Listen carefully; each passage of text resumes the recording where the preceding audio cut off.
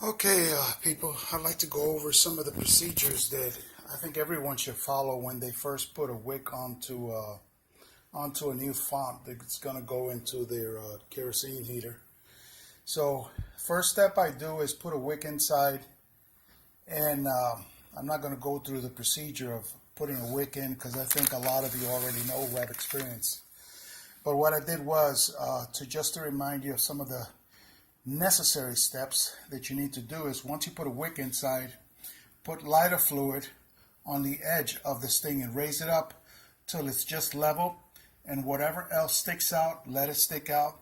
The wick will burn it level.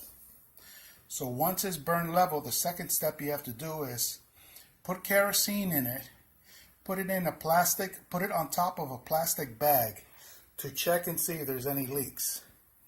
If there is a leak, then you need to remove the kerosene, make sure it's dry, and once it's dry, then you need to go under the font and find out exactly where that leak is and plug it up with solder. Solder is what I've used before. I don't like using JB Weld because it cracks after a time and it falls off. Solder doesn't do that. So I've had plugged up one of my Latins with solder for many years now, and it's never leaked since I first got it, and I've had it for like 10 years. So solder does work, but only if you apply it to areas that you know are not going to heat up. Obviously the font is not going to heat up, so it works fine for that, but any other place, if it heats up, I highly caution you against it because it will not work if it's a part that heats up on the kerosene heater. Now, places I've had leaks from was right here. It's like a slit where this thing gets attached to. I've had a leak there one time. Plugged it up with solder. I've had a leak underneath it where the center ring is. That's usually where it starts leaking. Plug that up with solder. You can also use this stuff that they sell on Amazon. It's to seal up gas tanks.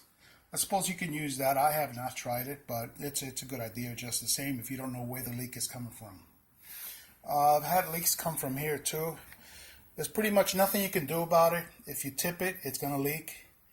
I would say maybe plug it up with some kind of epoxy or something like that. Maybe that would help. But it's no biggie. Just don't overfill it. So after it's level and after you've checked it, make sure there is no leaks.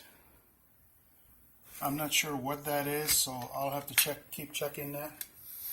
But anyhow, that's what you have to do.